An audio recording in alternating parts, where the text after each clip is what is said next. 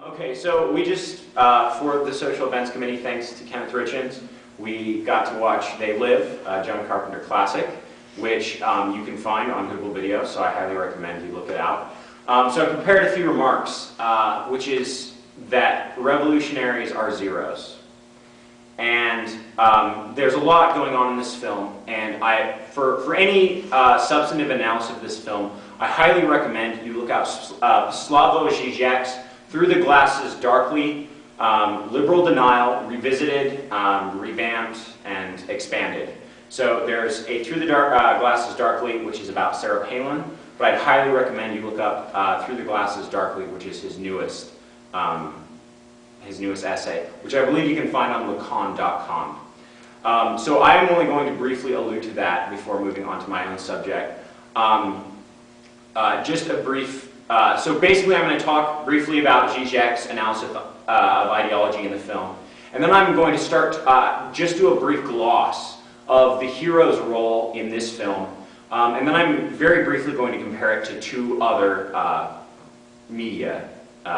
One is going to be The Dark Knight and The Joker. The other is going to be Code Geass, Lelouch Rebellion, which is actually an anime. It's by Bandai, and you can actually find it on YouTube. I believe the entire series, both first season and second season, is up and free. So just covering Slavoj Žižek's analysis, right, what he points out is that we have the function of ideology very prevalently in this film. And he doesn't, I don't believe he explicitly says this, but there's two ideological trends, right? There is the general ideology, which is the hidden view that we don't see, right? The advertisement of the Caribbean, right, that hides, in fact, marry and reproduce. You know, the magazines and television shows that say, you know, no thought, obey, this is your God, on the money. Right, and so this is the zero-sum level of ideology. And of course, it's quite obvious that this functions as consumeristic capitalist ideology. But what's important to remember is this ideology functions as a background. And it in fact does not disturb our lives at all. Right? It is the zero level, and in fact appears to us not as ideology, but as its exact opposite, as non-ideology, right? And so this is the dominant ideology. But there's another current of ideology which also runs through the film.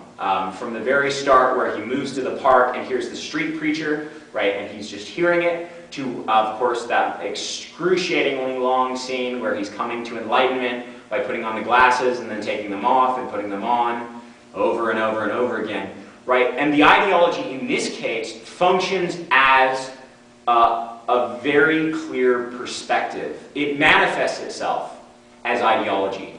And you see it both in its function towards itself and also the response other people have towards it. So, of course, right, one needs to consciously assume, right, the glasses, the ideological glasses, right? Just like to critique capitalism, right? You'll notice capitalists never refer to capitalism. They refer to the economy. Right? And so the normal ideology is itself a zero level. It's the normal run of things. You have to consciously assume the glasses of Marxist analysis, or anarchist analysis, or socialist analysis, to in fact be able to examine the, you know, the bare level existence, to reveal itself as a fraud. But there's something very interesting about that, which is there's two people who this ideology is basically brought to. It's brought to Holly Hunter, I believe is her name, and it's also brought to Frank, the other construction worker. Now, what's really important is there's two forms of resistance. You have Holly Hunter's resistance, in which she says, you're the one with the gun, whatever you say I'm going to see it, regardless of whether I actually see it. And this is the normal liberal critique of ideology, which is the only reason you believe your ideology is because you're insane, right? And she makes this allusion to him fighting the forces of evil with glasses that only he can see. Either you're insane for being an believing in ideology, you're a fundamentalist, you're an extremist, is the usual term, left or right-wing extremist. And then, of course, the blackmail is, even if I put on these glasses, these ideological glasses, the only reason that I'll see what you see is because you're somehow coercing me. You're emotionally blackmailing into doing it, or you're a Stalinist, and in fact your society, your revolutionary society or revolutionary vanguard or revolutionary group is somehow blocking out my ability to critically think, either through implicit coercion or through, in the case of the movie, right, explicit coercion. And so, of course, right, the lesson that we should draw from this is never trust the rich to have a proper ideological position, and expect them to blackmail us into making us the radicals or the extremists. Pro tip: the people don't drive BMWs. Right, the people don't drive BMWs. Right, it's worth noting that she does in this film. But there's another really interesting resistance that happens to ideology, and that is when he tries to get Frank to put on the glasses. Now, I mean, one of the comrades here said, "Dude, it's just a pair of glasses, just put it on." Right, and of course, right, the Communist Manifesto is just a very short book. Why not read it? Right, what's lost to that? Watching a Zizek lecture on how to be a revolutionary is only an hour. Why not do that? An RSU meeting is only 2 hours of your night, and they alternate, and they're every week. You could always make at least one. Why not do that? And you'll notice that the working class individual, right, as he says so frequently, "I got kids," and he calls him crazy, and there's this huge resistance. And the reason why is because there's this fear. There's a recognition and a fear that stems from it. And the recognition is that if I accept this ideology, I will be called to action. And of course, when you're called to action, the fear that stems from that is, and I'll get into this, this is all pretty much Zizek, me doing a more or less, good job of analyzing it. But I'll get into this more when we come to the revolutionary as a zero. But there's a fear, a legitimate fear, that when you are called to revolution, you are also called to sacrifice.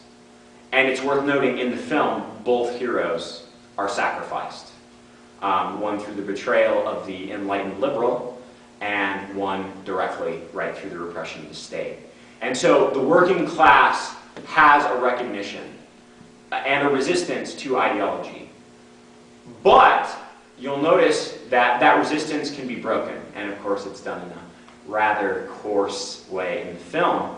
But what you'll notice is it's a mutual engagement, right? On a higher ideological level, it's worth noting, Frank punches Nada, right? And so Nada, to make him understand the ideology, engages him on the same level that he's been engaged, right? And so this is a valuable lesson for the revolutionary, is to raise working class consciousness. You need to engage working class people in a manner that is working class, that is acceptable. And you'll notice, right, Nada doesn't compromise his message, right? Even though he engages him on his own level, he doesn't compromise his message. He doesn't try and sugarcoat it. He does not try and trick him into putting on the glasses.